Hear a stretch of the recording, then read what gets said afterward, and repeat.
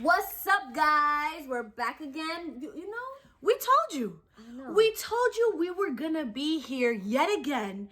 And not only yet again, we're going to be here another time after that. And another time and after another that. time after that. And another time after that.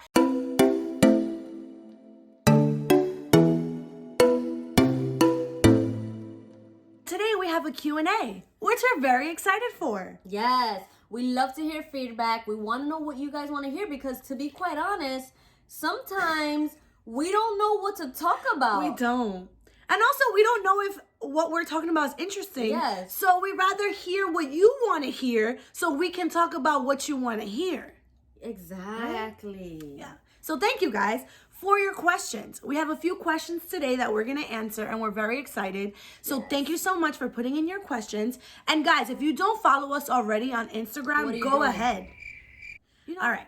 So the first question is, how exactly did Nat, myself, budget in order to pay her loans? Thank you. First of all, it's lit. I paid off my loans. I am debt-free, guys. Even credit card debt-free. Yo. Actually, I bought some skincare yesterday, so I have $100 in, debt. But it's okay. I'm gonna pay that off. I got paid today. All right, guys, it was budgeted. So the way I budgeted, and I also want to hear how you budgeted, because she paid it off in like 3 months when we got a job, or like 2 months. Yeah. So hers, she's good. That's so great. That was great. You were able to save a whole bunch and just send it off without thinking about it. And before you knew it, was paid off. Yes. So if anybody is thinking about like how to do it, just after you budget your monthly expenses or your weekly expenses, meaning like rent, things that you need, you have to pay. Whatever you have remaining from your check, you send it off to your loan. And that's that. Yeah, and unfortunately, sometimes it hurts to like pay it off, but it's gonna feel so good when you don't owe nobody nothing. I'm done. I mean, Chase got $100 on me, but don't worry, I'm gonna pay that off today. So how did you pay off your loans in like 3 months? So for me, I had savings. Like when I was in nursing school, I worked. I still worked full time, so I had a savings, and I just had my student loans there. And to be honest, in the beginning, I just thought, let me just pay it. The minimum monthly payment. It was like $150. I was like, I'll just pay it. Doesn't matter. It's not gonna hurt me. I'll just pay that.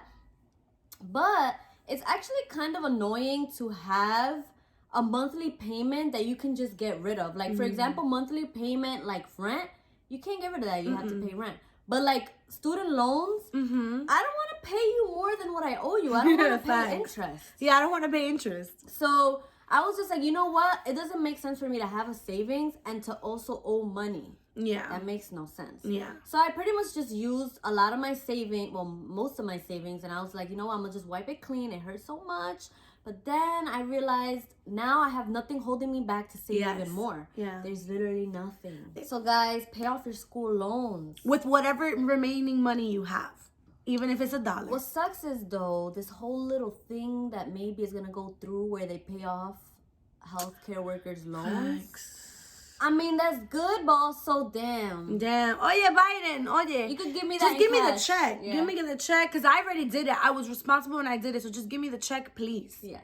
So don't take us out your list. Just give me the check. If you're going to give us $20K, you already know. Put it in my bank account, please. Yo. Papi Biden. All right. Next question is, or kind of like the person wants us to talk about this, like getting a job after nursing school, in NYC, etc. Thanks. So how did we get our job, girl? So, to be honest, everyone says apply online. No. Applying online did not work for us. It did not.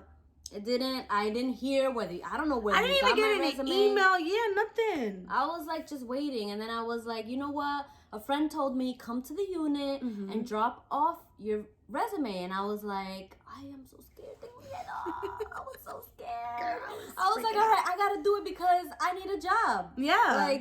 Like it's okay. The only thing they're gonna say is no. And that's it. You're not losing anything. Die. You actually are gaining experience to go up to somebody and say, hey, my name is so-and-so. I just graduated, nursing school. I'm a new grad. I just got my license.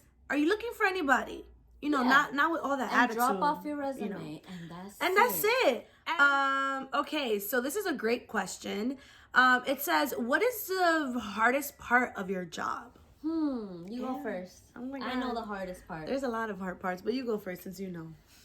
Okay, fine. I don't know the hardest, but one of the hard parts, or one of the reasons that, one of the hard parts about being a nurse is that I feel like we are in the center of everyone else's job. Unfortunately, we have to monitor everyone else's job. If a doctor orders an x-ray doesn't come, it's on the nurse to call and be like, yo, where you at? If the doctor orders something wrong, it's on the nurse to be like, I'm not going to give it. What is this? What? You're giving a whole milligram of pain medication. The patient is chilling. Why are we doing this? Exactly. Right? So it's like we're the direct connection to the patient. We're literally the patient advocate. Yeah. Now I understand so much more what patient advocate means. Yeah. But it's also a lot of pressure because sometimes, like, I can help you with your job. I'm going to help you with your job. I'll figure out this medication. But then who's helping me with mine? Who's helping me? Like, nobody gonna give this medication. Another nurse. Exactly.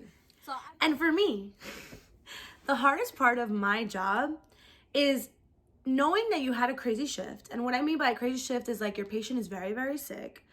And, you know, let's say your patient, unfortunately, you know, passes away just because that happens. And then kind of blaming yourself. Yeah, I know you struggle with that. Yeah. Me. I blame myself and I'm like, what else could I have done to save this life? Like, what more? Like, why? And you question yourself, you question your purpose in life. And that's like, for me, the frustrating part of it all is the amount of blame that I put myself, I put on myself in regards to saving my patient's life. And unfortunately, if I can't do that, I feel like it's my fault. Yeah, I mean, I can understand that as well. And I think part of that is good to kind of like, you know, think back to yourself and be like, what else could I have done to help? But to completely blame yourself is wrong because you're not the only person responsible for that patient. Yeah. No, I agree. Unfortunately, sometimes it feels that way depending on the doctor you're working with or your PCA you're working with, whatever. But you're not responsible for that person's life 100%. You're there to do the best that you can. And you also have other patients. Yeah. So I can understand that. And as I said, it's partly good to reflect and kind of like debrief and be like, what else could I have done to make the situation better? But ultimately, we're human. Yeah. And you can't blame yourself because ultimately it's not only on you. Yeah, it's that. I know. I know. I completely know that. But it's hard to not. But it's like when you're in the moment, like in the moment that everything is occurring, like you just question and you're like, wow, was that on me? Like, what did I do? You know? And then obviously then you start to reflect like, no, like I did everything I could for the patient and stuff like that. So that's the hardest part for me, guys. That is tough. That's right. Next question is, what are some challenges you are facing right now? One of the challenges that I feel like we're facing is I question whether or not I'm being a good nurse all the time because of this pandemic.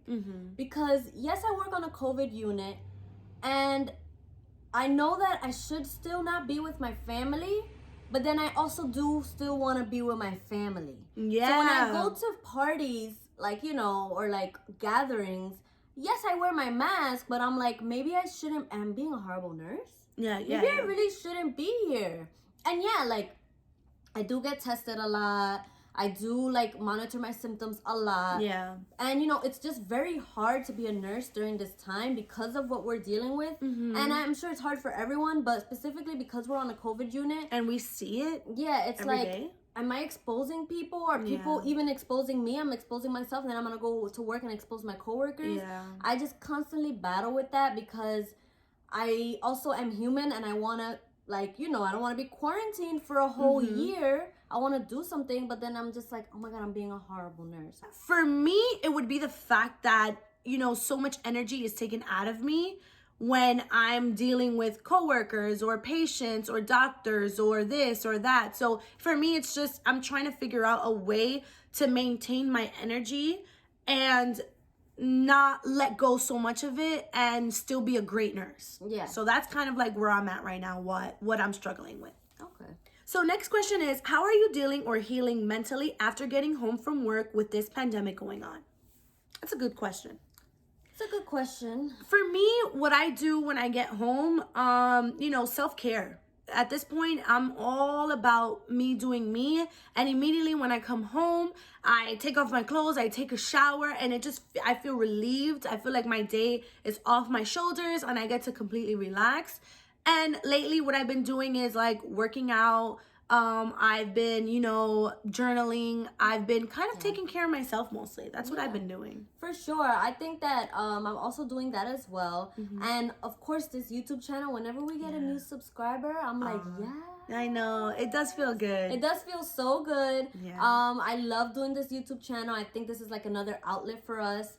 And pretty much like since I just recently bought a house, like we said in the previous video, I just work on the house, and it's tiring, but it's also like, wow, like I did this and I'm still doing it. I'm trying to like do this for myself, and I think that's a way for me to like mentally detach from work, even though I still hear those alarms. Oh yeah, when I'm showering, I hear those Like, alarms. why?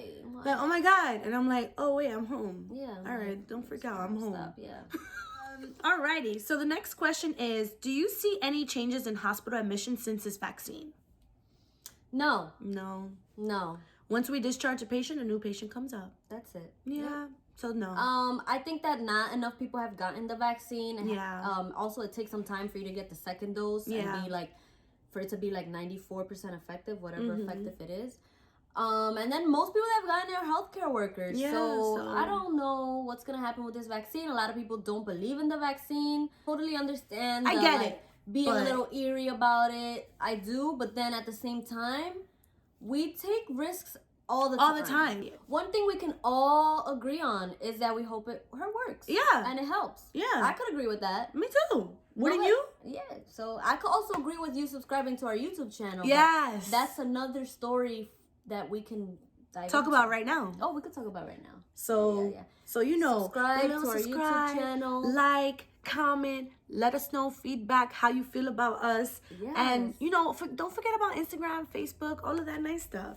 So just, we can be a family together and friends and nurses together so we can vent. Exactly. Because this is all about what we're doing right now, which is venting. So thank you for hearing us. Thank you so much for helping us out mentally, guys. We really do appreciate it. Yeah. This is therapeutic for us. It really is.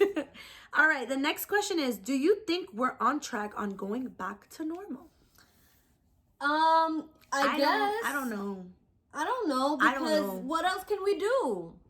What else can we do except subscribe to our... No.